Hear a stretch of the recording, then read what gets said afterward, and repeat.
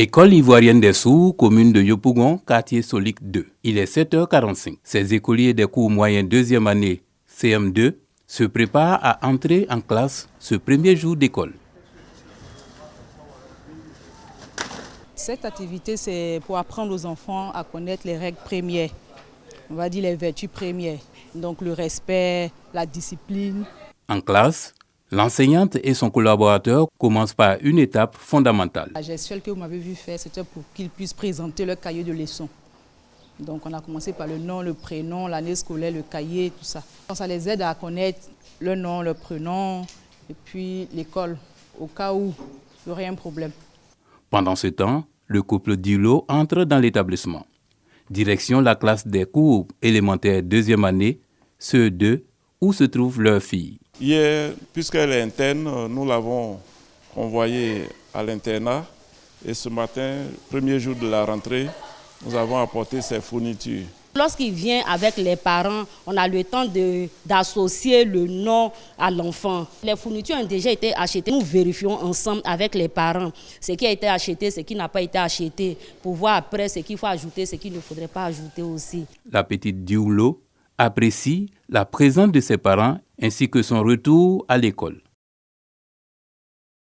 Je suis très contente de revenir ici à l'école des sourds. Tout comme Dioulo, d'autres parents attendent leur tour devant les éducatrices pour régler certains détails. Je suis en retard. Et puis on m'a dit de venir aujourd'hui. Je suis venu ici, mon fils. Normalement, la rentrée, c'est le dimanche pour les internes. Mais il y a certains parents qui viennent en retard, compte tenu des matelas qu'ils n'ont pas achetés. Donc on les reçoit quand même. Quand on finit d'inscrire l'enfant, on prend le reçu.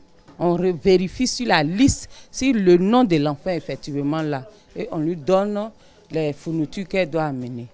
Chaque parent s'acquitte de la somme de 500 francs CFA. C'est l'argent du goûter des enfants.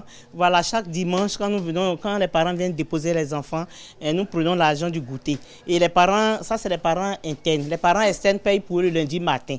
Le travail des encadreurs de l'unique école publique pour malentendants et sourds est étroitement suivi par le directeur.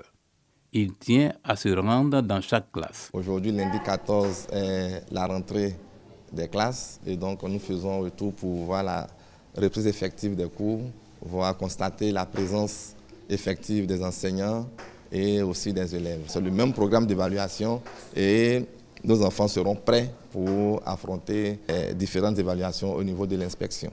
C'est l'occasion de lancer un appel aux parents. Le principal médium de communication des enfants sourds, c'est la langue des signes. Pour nos parents, il serait bon de se mettre à l'apprentissage de la langue des signes pour qu'ils puissent instaurer une communication en temps réel entre l'enfant et les parents. Et ça, c'est très important dans la prise en charge de ces enfants. Cette rentrée concerne également la formation professionnelle, un autre processus d'apprentissage où des cours de couture, de cuisine et de cordonnerie sont dispensés afin de leur apprendre un métier.